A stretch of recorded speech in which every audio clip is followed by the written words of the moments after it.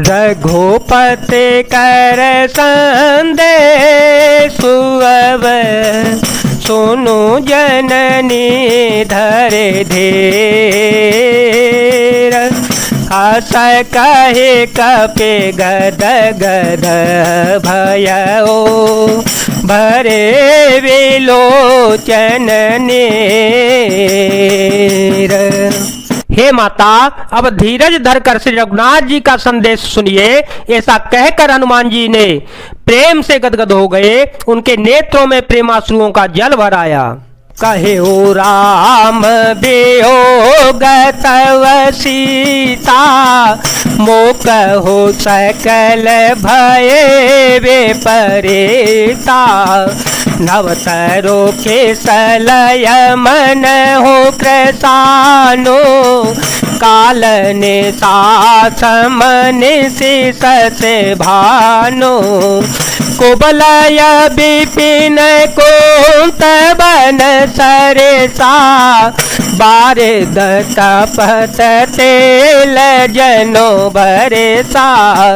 जे तरहे करत ते पीरा, उर्ग श्वास सम त्रिवेद समीरा।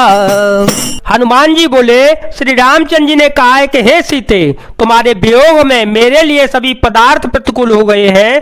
वृक्षों के नए नए कोमल पत्ते मानो अग्नि के समान, रात्रि काल रात्रि के समान, चंद्रमा सूर्य के समान, और कमलों के वन भालों के वन के समान हो गए हैं।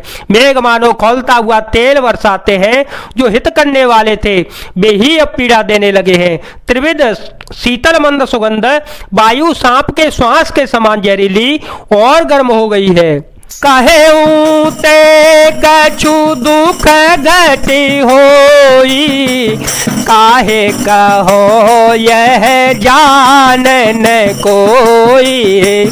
सत प्रेम कर ममयरो तोरा, जानत पियाए को मनो मोरा। सो मनु सदा रहत तो ही पाही, जानो प्रीतिर सोए तने माहे। प्रभु संदेशो सुनत वे देही, मगन प्रेम तन सो दे नहीं ते। कह कापी हृदय धीर धरो माता, सुमिरो राम सेवक सुख दाता।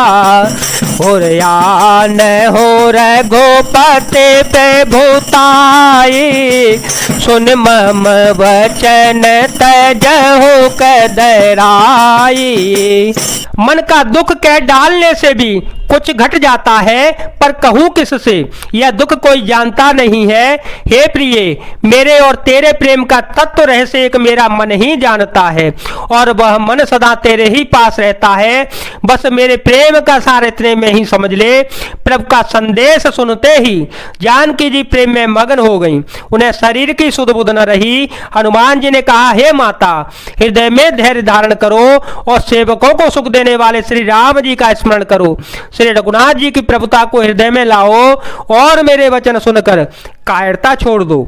निसे चरण कर पतंग सम, रघुपति बाण कृशानो। जननी हृदय धीर धरो, जरे निशाचर जानो। राक्षसों के समूह पतंगों के समान और श्री रघुनाथ जी के बाण अग्नि के समान है। हे माता, हृदय में धैर्य धारण करो और राक्षसों को जला ही समझो। जो रघुबीर होती सुधे पाई, करते नहीं विलंब घोराए। राम बानर बियुए जानकी, कम बरूथ कह जातो धान के।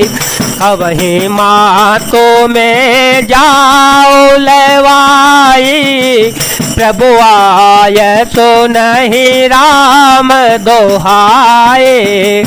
कछुक दिवस जननी धरो धीरा, कपिह सहित आए हैं रघुबीरा। श्री रामचंद्र जी ने यदि खबर पाई होती तो वे विलंब न करते।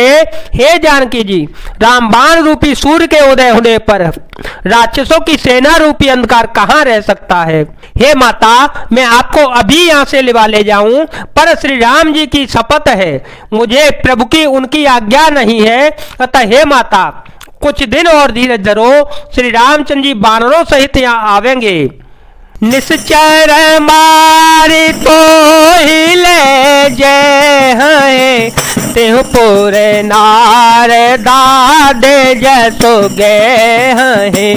है सुत कपि सब तुम समाना, जातो धान यति भट बलवाना। मोरे हृदय परम संदेहा, सुन कपि प्रगट कीने निज देहा। कनक भूधरा कार शरीरा, समर भयंकर अति बलबीरा।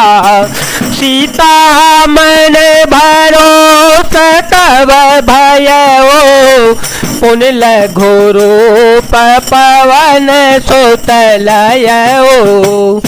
और राक्षसों को मार कर आपको ले जावेंगे।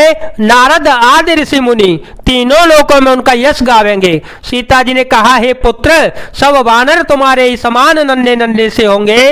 राक्षस तो बड़े बलवान योद्धा हैं, अतः मेरे हृदय में बड़ा भारी संदेह होता है कि तुम जैसे बंदर राक्षसों को कैसे जीत पावेंगे। यह सुनकर हनुमान जी ने अपना शरीर प्रकट किया। सोने के पर्वत सुमेरु के आकार का अत्यंत विशाल शरीर था, जो हृदय में शत्रुओं के हृदय में भय उत्पन्न करने वाला था। अत्यंत बलवान और वीर था। तब उसे देखकर सीता जी के मन में विश्वास हुआ। हनुमान जी ने फिर छोटा रूप धारण कर लिया। सोनो माता साता मृग, नहीं बल बोधे बेसाल। प्रभु प्रताप ते गरुड़ है, खाए परम लघु ब्याल। हे माता सुनो, वानरों में बहुत बल बुद्धि नहीं होती, परंतु प्रभु के प्रताप से बहुत छोटा सर्प भी गरुड़ को खा सकता है। अत्यंत निर्बल भी महान बलवान को मार सकता है। जय जय।